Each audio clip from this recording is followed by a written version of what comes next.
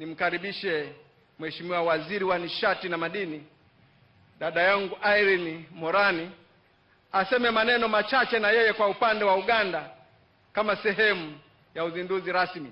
Baada ya hapo ratiba itaendelea. Mheshimiwa Waziri wa Nishati na Madini, Engineer Irene Morani, karibu sana watumishi wa Tanzania na Uganda. Naomba tumpigie makofi mengi sana na vigelegele. Na mtazamaji wa TBC1, huyo alikuwa ni naibu waziri wa nishati na madini Dr. Medad Kalemani akitoa taarifa fupi kuhusu mradi huo. Na sasa tumsikilize waziri wa Uganda. Rais Magufuli na watu wa Tanzania oye! Tanga oye! Bomba la mafuta oye! Hongera. Your Excellency General Yoweri Kaguta Museveni, our beloved President of the Republic of Uganda, Your Excellency Dr. John Pombe Magufuli, the President of the United Republic of Tanzania, and the First Lady, Mama Janet Magufuli, Your Excellency, the Vice President of the Republic of Tanzania, the Right Honorable Prime Minister of the Republic of Tanzania, the Deputy Speaker of the Parliament of Tanzania, the Deputy Prime Minister and Minister for East African Affairs from the Republic of Uganda, my colleagues, honorable ministers here present, my colleagues, honorable members of Parliament here present, Honorable Shigera and your colleagues, the regional commissioners here present, Your Excellencies, ambassadors and high commissioners, permanent secretaries, boards and chief executives of government agencies, institutions and companies, heads of private sector institutions, government officials from the Republic of Uganda, government officials from the United Republic of Tanzania, members of the press, ladies and gentlemen. Once again, hongera, congratulations.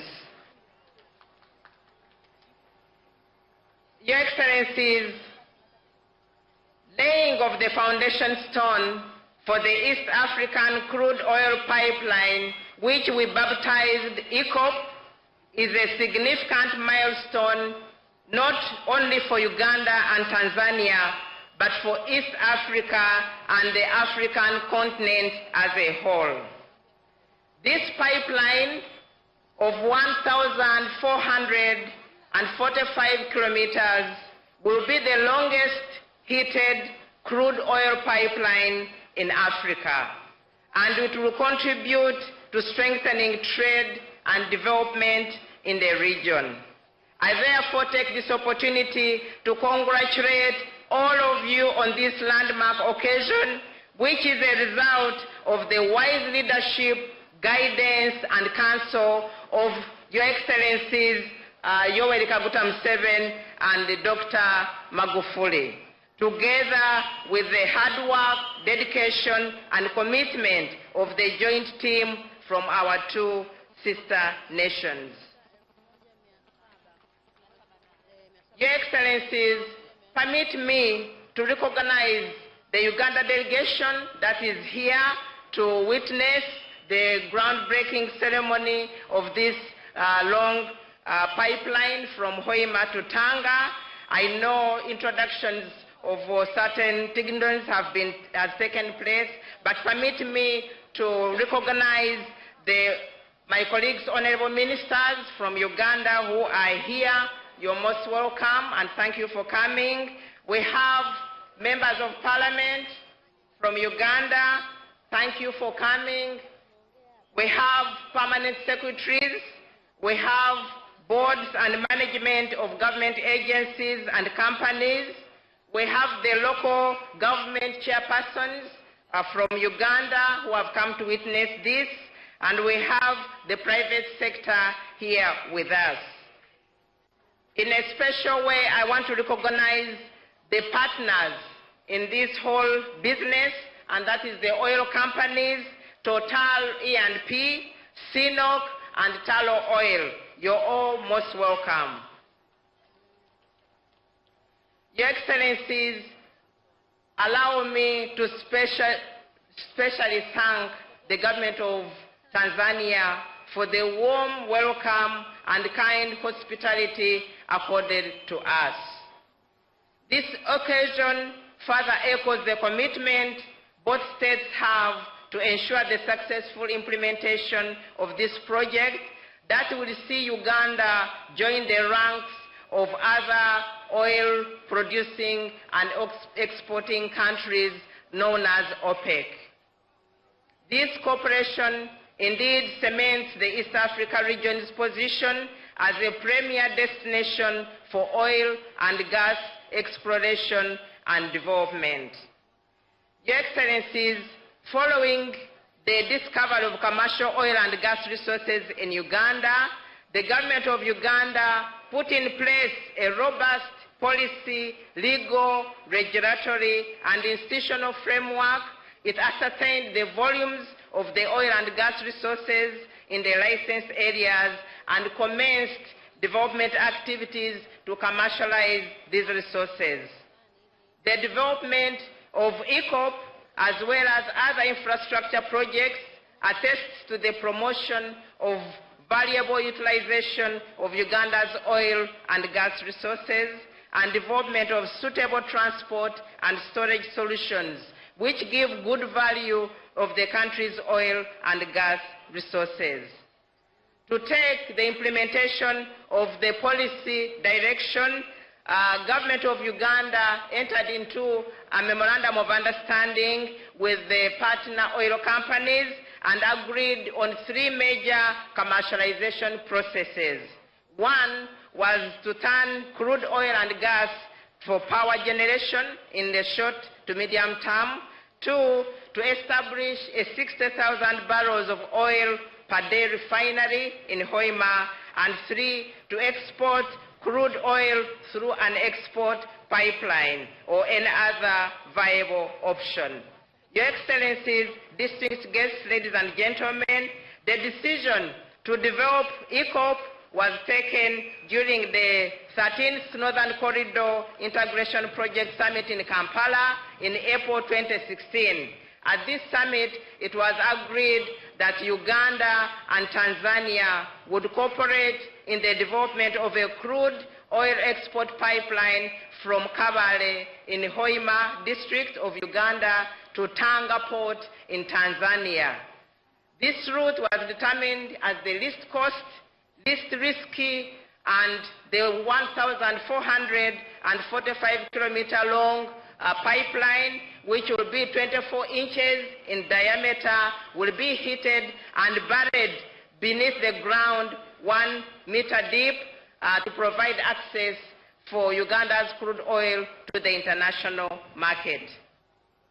Your Excellencies, ECOP will spur the development of infrastructure in both our countries, including the road networks and the port of Tanga.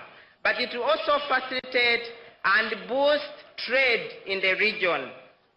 The project's life cycle will create over 10,000 jobs, especially during the construction phase, which will give our people the opportunity to develop skills which are transferable to other sectors.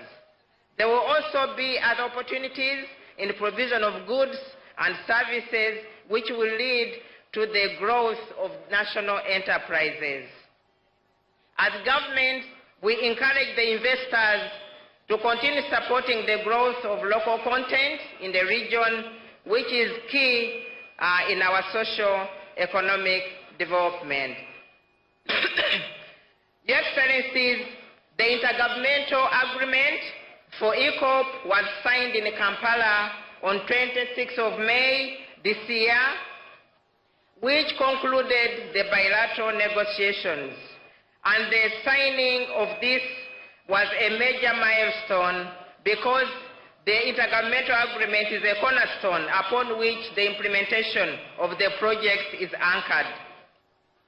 Your Excellencies, you will also recall that the decision to select the Hotuba Tanga route as the least cost route for transporting crude oil, estimated at a cost of $12.2 United States per barrel, was premised on the fiscal incentive package offered by the government of Tanzania, which was matched by the government of Uganda. The process of ratifying the intergovernmental agreement is on course, and by October end, it will be concluded in Uganda.